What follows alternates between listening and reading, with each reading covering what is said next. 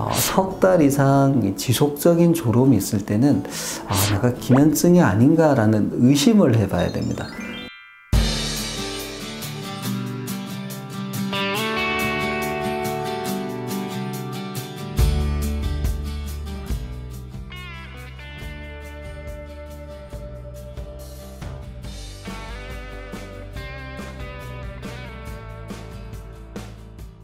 최근에 방학이 다가오면서 기면증으로 수면 클리닉을 찾아서 진료를 받는 사람들이 늘어나고 있습니다. 특히 이제 10대 후반, 20대 이런 좀 활발하게 활동하는 이제 젊은 분들 중에 있고, 특히 어떤 시험을 준비하고 있는 분들이 많습니다. 이제 우리가 고등학생이면 이제 수능이나 또 대학 입학과 관련된 여러 가지 시험을 준비하고요. 대학생, 그 다음에 이제 취준생 분들, 어떤 고시죠. 요즘은 다 이제 시험이 어려우니까 경쟁도 치열하고, 이런 이제 공부를 준비하고 공부를 하고 계시는 분들 중에 공부하는 중에 이제 졸음이 있으면 사실 상당히 힘들거든요. 우리가 어느 정도의 졸음이 있더라도 그냥 일상적인 생활, 몸을 움직이고 사람을 만나고 운동을 한다든지 이런 경우에는 그런 액티비티 자체가 잠을 좀 쫓는 역할을 하기 때문에 잠으로 인한 어려움이 좀 덜합니다. 근데 이제 앉아서 공부를 할 때는 사실 공부를 한다는 것 자체가 뇌에 이제 에너지를 많이 써야 되는 상황이거든요. 근데 이제 졸음까지 겹쳐 있으면 특히 어려운 공부를 할 때는 공부에 방해가 많이 됩니다. 졸음이 있는 경우에 이제 학습 능률이 떨어지고 학업 성적도 잘 안 나오죠. 또 기본적으로 이제 공부의 상당 부분이 이제 경쟁이죠. 우리가 경쟁을 해서 다른 사람보다 좀 앞서야지 또 시험에 합격하기도 하고, 이런 이제 형태로 되어 있죠. 그래서 이제 기면병, 졸음으로 고생을 하시는 분들은 다른 사람에 비해서 훨씬 이제 공부하기에 불리합니다. 마치 우리가 보통 사람이 잔잔한 호수가에 서서 호수물에서 이제 물길의 저항을 거의 안 받고 공부를 한다 그러면, 기면병 환자는 급류에서 있는 거하고 똑같죠. 계속 이제 밑으로 떠내려가려고 하는 걸 버티면서, 이제 쉽게 말해서 안 자려고 버티면서 공부를 해야 되니까 공부하는데 노력도 훨씬 많이 들고 결과도 이제 마음에 들지 않게 나오는 경우도 많습니다. 그래서 석 달 이상 지속적인 졸음이 있을 때는 내가 기면증이 아닌가라는 의심을 해봐야 됩니다.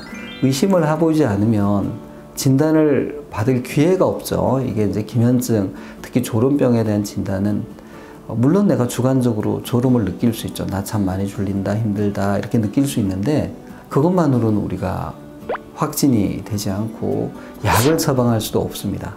그래서 이제 수면 클리닉에서 하는 1박 2일 검사, 수면 검사 더하기 이제 주간 검사를 통해서 이제 검사 결과가 나와야지 기면병 약을 보험으로 처방을 할 수가 있습니다.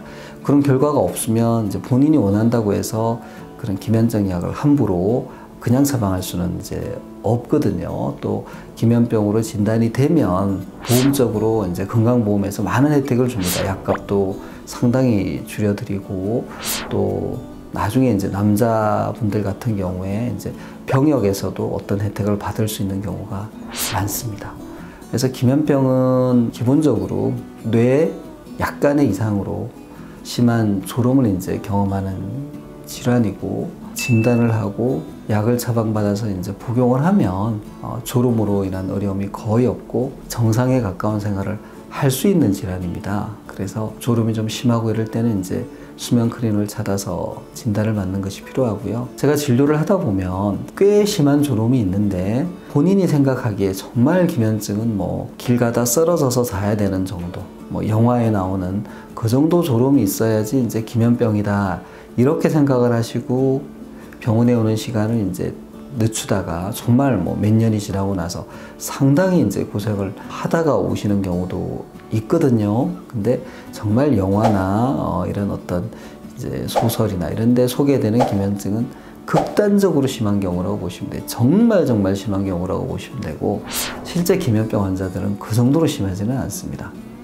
생활에 방해가 되지만 본인이 의지적으로 그런 것들을 참고 버티는 그런 나름대로의 이제 스킬도 좀 있고 또 적응이 되어 있는 면도 있기 때문에 영화처럼 그렇게 힘들지는 않습니다. 그러나 보통 사람과는 다르고 지속적으로 졸음으로 인한 어려움을 겪고 있는 것은 맞죠.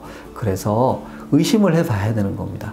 적어도 석 달 이상 내가 잠을 좀 충분히 자는데도 불구하고 졸음이 이제 가시지 않는다면 기면증을 생각해야 되고요. 또 이제 기면병 환자에서 약간 진단에 혼란을 주는 경우가 기면병 환자들이 밤잠을 잘 못 잡니다. 뭐 새벽 2시, 3시까지 못 자는 경우도 있어요. 그리고 이제 아침에 자고 늦게 일어나죠.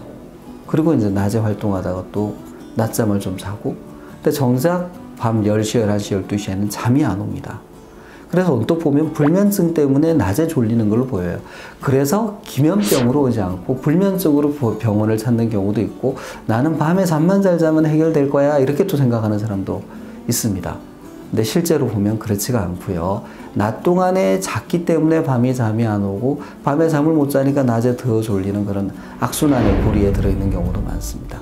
그래서 그런 경우에도 이제 진찰을 받아볼 필요가 있고, 그리고 졸음에 특별히 주목하지 않고 나는 가위 눌림이 있어요, 악몽을 꿔요, 잠꼬대가 심해요, 이제 이런 형태의 기면증의 기타 증상이 두드러지는 경우도 있습니다.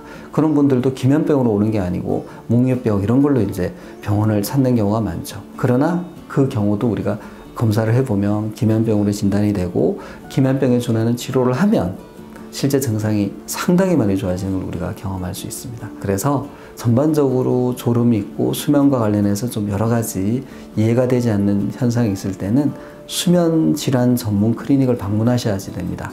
되게 일반 의사 선생님들이 이런 디테일한 것까지 잘 모르시는 경우가 많습니다.